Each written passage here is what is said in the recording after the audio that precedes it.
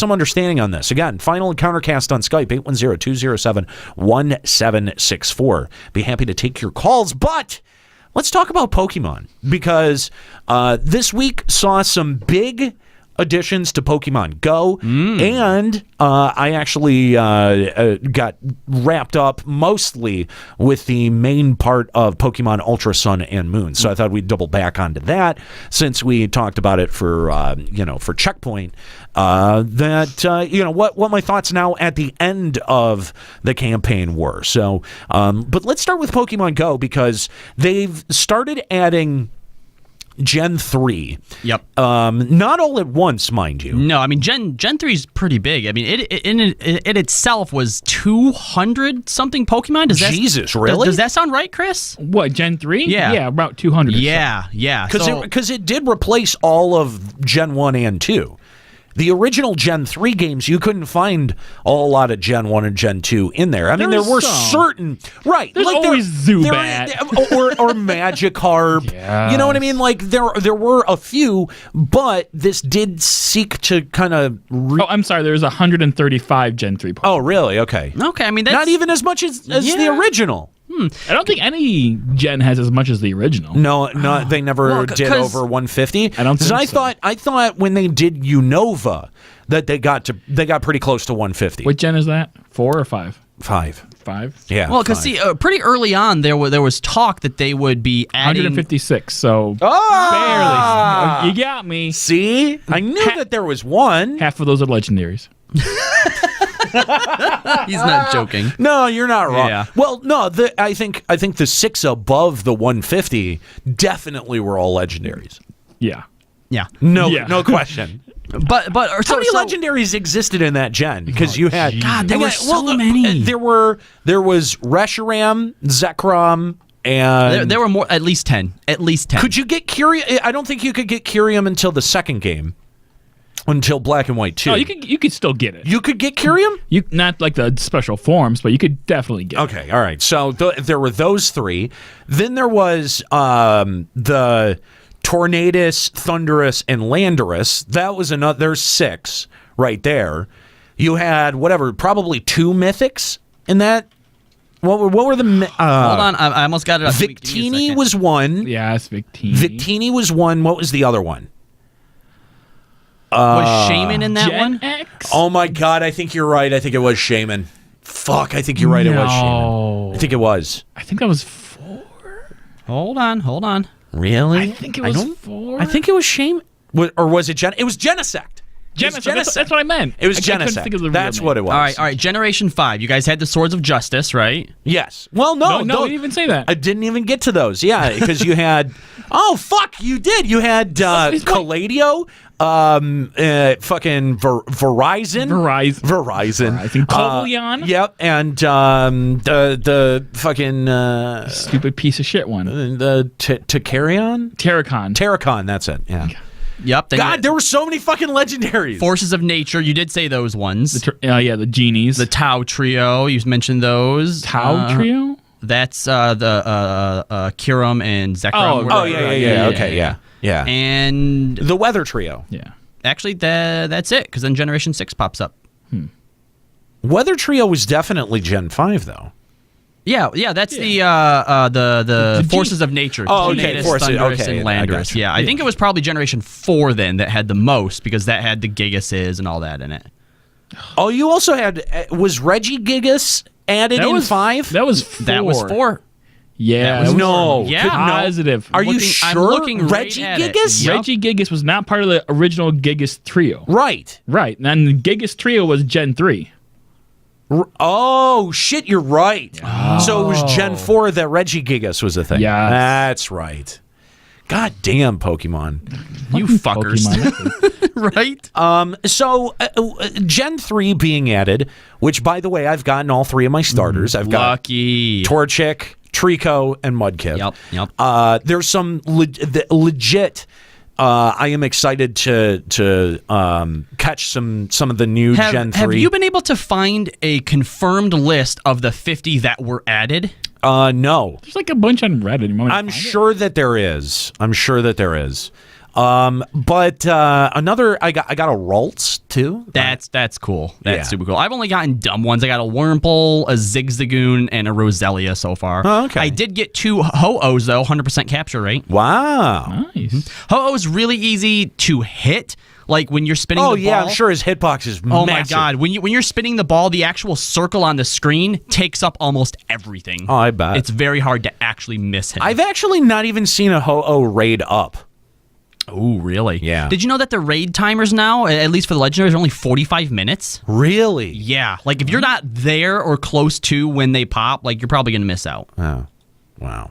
Crazy. So the dynamic weather effect. Yes, this is kind of the big quality of life change that they've made. I once theorized about this and was subsequently shut down and made to feel like an idiot. Totally. We poo-pooed that idea so hard.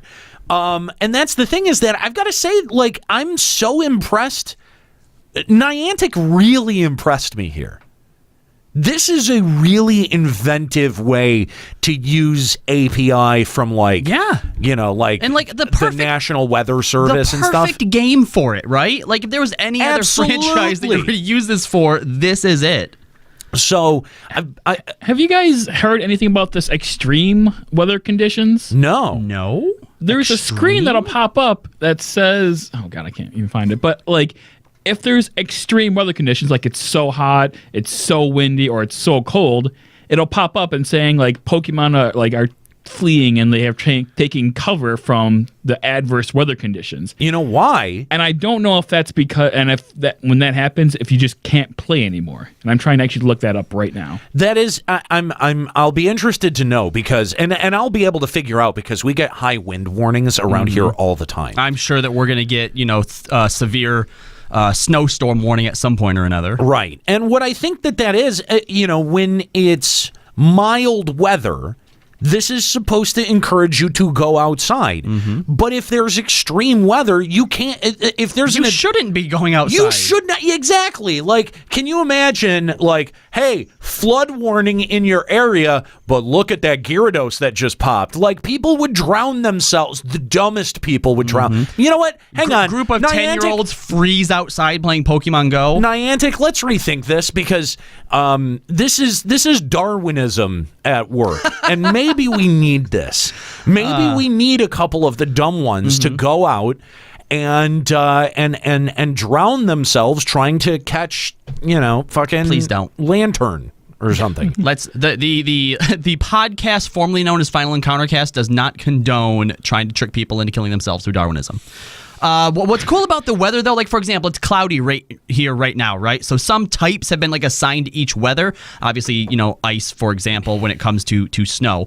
But when certain weather is out, it makes it more likely that certain types will appear. Not just ice, steel, too. Steel, too. Oh, man. I got to tell you, the amount of Magnemite that I had when it was snowing the other day, it was unfucking believable. Yeah, so right now, Fairy, Fighting, and Poison for cloudy type. And those are, stronger during the weather, but they also give more Stardust. Clear at night is a rock bonus, and I was like, oh, maybe I'll find some Kabutos.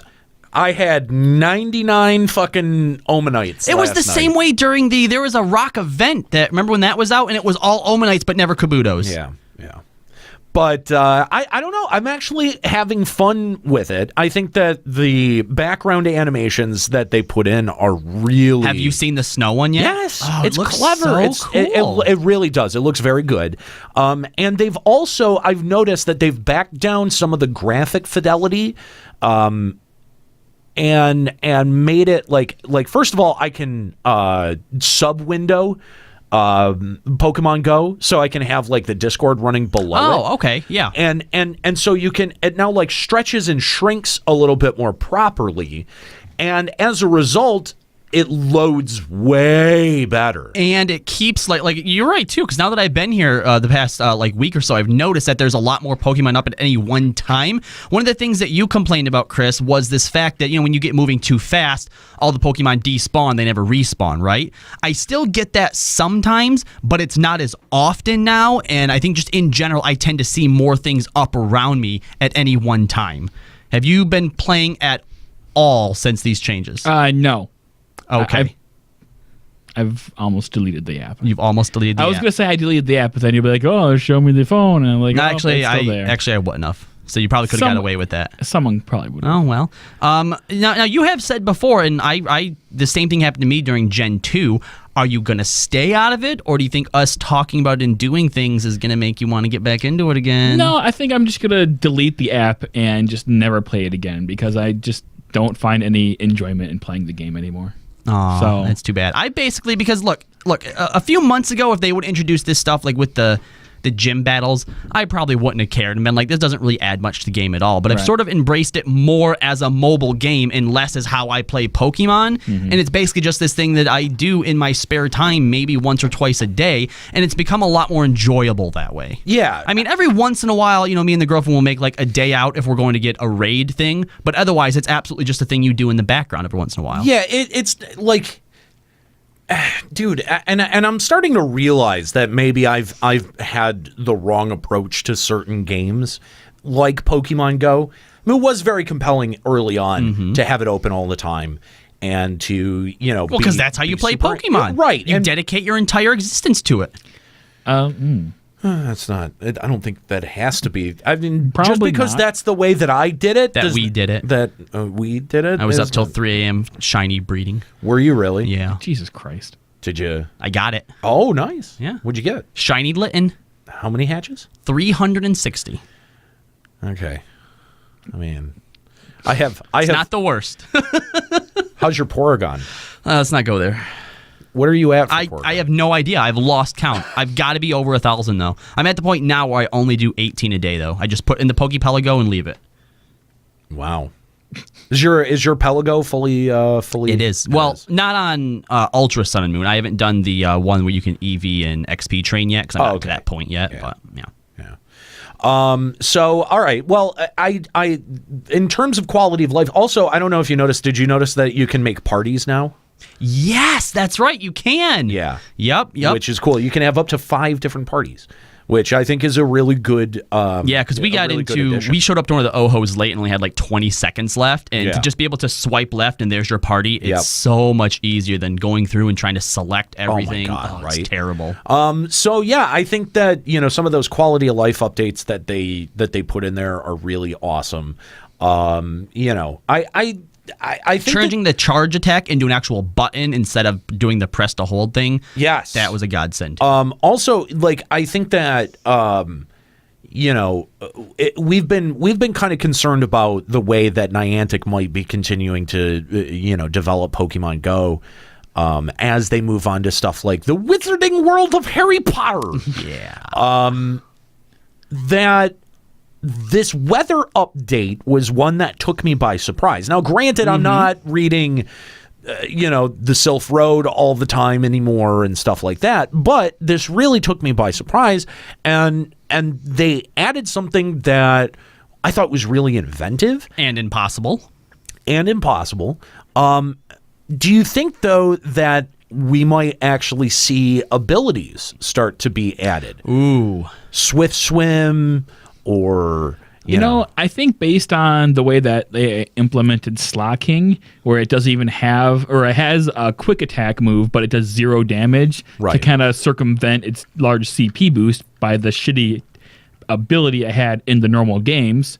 I think we're probably not going to see abilities in Pokemon Go. Well, not in the same way, because obviously you can't adapt the abilities the same way that the game does. But I wouldn't be surprised if at least internally they're talking about how do we make abilities work in our game. Yeah, some of the weather types actually are similar to some of the weather types in Pokemon that actually do affect abilities, right? Right. So if they're going that far, I think they might be laying the groundwork for adding abilities to Pokemon that you catch.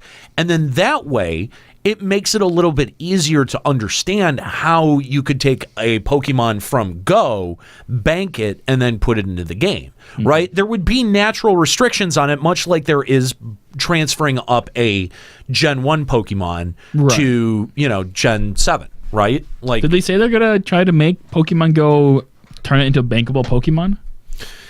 Or is that there's just code in in the app. In some of Okay. those APK breakdowns, Right. there is code that exists in the app itself that says, yes, that there is some sort of bank. They're trying to do something. With that. I don't know if it's So- the Pokemon bank right. or if it's a Pokemon Go bank app.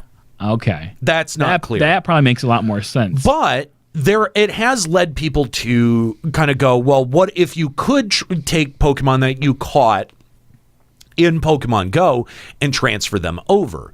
People,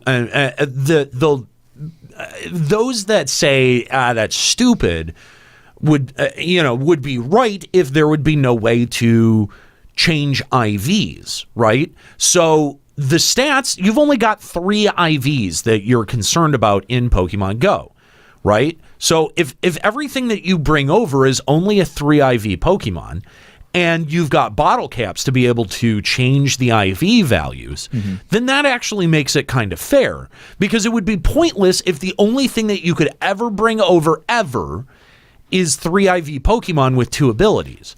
But if you can bring over Pokemon with unique abilities or Pokemon with unique move sets, that you can then max out their IVs with a gold bottle cap, that makes it a little bit more compelling. Not to mention, I wouldn't be surprised if, at the very least, if they don't do a whole full system where everything can be taken over, that they do some kind of cross promotion that gives you access to something special, like the Surf Pikachu or something.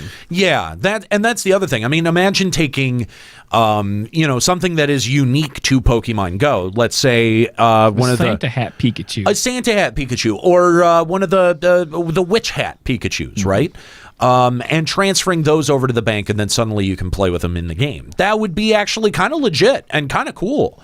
I mean, if anyone could do it, if there was anyone who's like weird, quirky, and inventive enough to do it, it would be Pokemon. And it would actually be a justifiable reason of like, well, why don't they just put the normal battle system into Pokemon Go? Well, because then you would never play normal Pokemon. Play normal Pokemon for the story. Have the waves always been in the water? The what? There's like waves. This is very important. No. Those aren't waves. Those are wind trails. Oh, from the cloudy weather? I don't. Yeah. Okay, well, sorry. We'll go with that. When you're looking at them over the water, they definitely look like they were waves. I mean, kind of, but yeah, no. Okay. So yeah.